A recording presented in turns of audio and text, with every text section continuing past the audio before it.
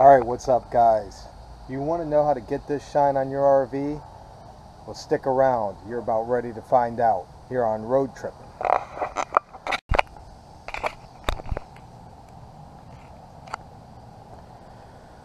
Alright guys, so you want to know how I got that shiny, huh?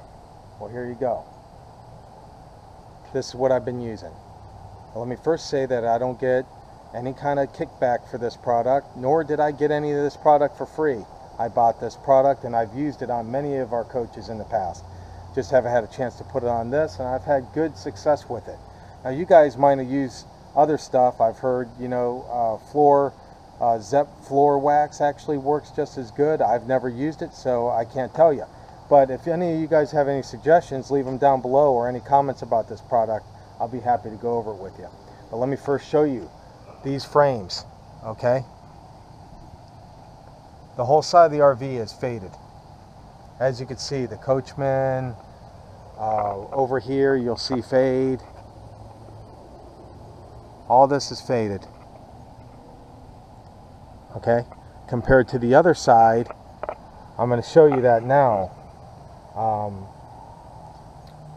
As far as the cab, guys, just to let you know, I just use wax. I didn't do it yet, but I did a little bit on this side. I just use plain wax on this side. I don't put any of the polyglow on the cab. But look at the shine on this, guys.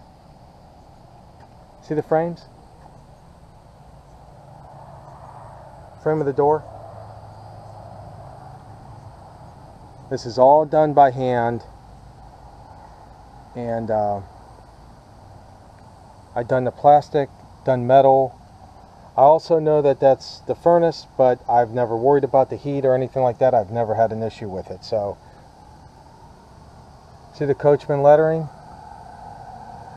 Pretty cool. Looks nice and shiny.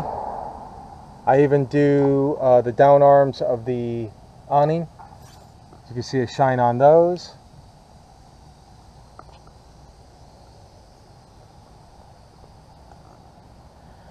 Now, before you guys get started, make sure that you clean your coach thoroughly. Do not let any black streaks, do not let any grime or buildup. If you notice all my tracks, how clean they are. I cleaned every square inch of this coach. It took me forever. But if you don't do that, you're going to go ahead and seal the black streaks in. Any grime or anything like that. Once you put polyglow on there, it's going to basically, you know, your black streaks are going to be behind that. And even though it's a clear film, it's going to look like that you're preserving black streaks. And even if you wash it, it's not going to come off for a while until the polyglow wears down. Now you just have to re-coat it every so often. I still have a shine like a year after I do this stuff. Now I've only put maybe 6 coats on this side. It really could use maybe a couple more because there is some streaking, and that will all go away the more coats you put on it. Also, let me tell you this, do not run the material. Do not, you know, put so much on there that if you don't lay it off, that you're going to get runs in it. That will harden down, and then that run will stay in there for quite a long time. So you don't want to overdo it, guys. You just need to put a thin coat, like 7 or 8 coats on, and you'll get that shine that I have over there. What you're going to need is, you're going to need your ladder, of course. You're going to need your polyglow. I picked up one of these hand, basically it's a chamois. That's basically the applicator that came with this. What that looks like is right here. This is the applicator that came with it. Just this, not the pole. This, you could get any kind of broom handle or something and screw it in. It just makes it easier to apply it. But as you can see, it's just a soft, like a sponge, but with a chamois type of material on the outside. That's basically what it is. So what I did is I went to the store and bought me a little hand chamois that did not come with the package, but you dampen this stuff up with water, and then you run and grab your gloves because you don't want this stuff on your hands and drying on your hands. You need to get your gloves, guys, so that's very important. So your ladder, your gloves, your polyglow, your little hand chamois, and then your applicator over there.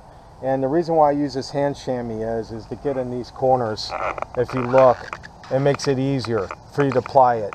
And of course your frames, anything around your ports that you can't get with the applicator because it's so big, that's what you use this for.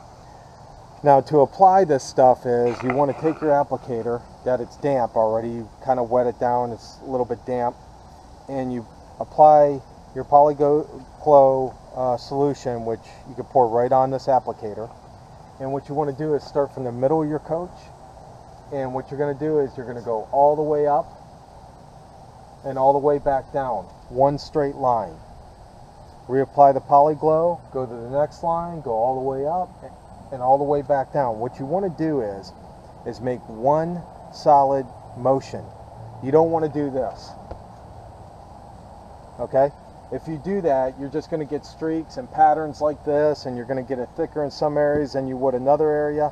You do not want to do that, because the more coats you put on it, the nicer it looks, but you don't want to bunch it up into one area. So you want to basically go all the way to the top and all the way down, and you want to do a section at a time. Like for my case, I will break it off right here at the slide, and I will go all the way to the back, and then that will be one coat. I'll go ahead and take my little hand chamois and go around all the loose ends, you know, around the corners where I can't get, and then I will let it dry. Once you let it dry, you go ahead and, which is not long, guys. I don't know what the directions say. It says apply to a clean surface, which I already told you that. Works in 5-foot sections. Lightly wipe Polyglow onto the surface in thin, even, overlapping coats. Too much pressure will result in bubbles, creating a rough surface. Allow Polyglow to dry approximately 1 to 3 minutes. Okay, 1 to 3 minutes, guys. That's all it takes. So by the time I get from here to the end of the coach, and then I do all the cut-in work with my little hand towel there, you're ready to apply the next coat to it. So it operates pretty, it dries pretty quick. And you can have this section done. You could put like 6 to 7 coats on this within about a half hour's time, I would say, or 45 minutes. And then that whole section's done on the coach. It literally takes longer to wash the coach before you do it than it does to actually apply this stuff. It's really easy to apply, fast to dry, as you can see, and you've seen the end results over there.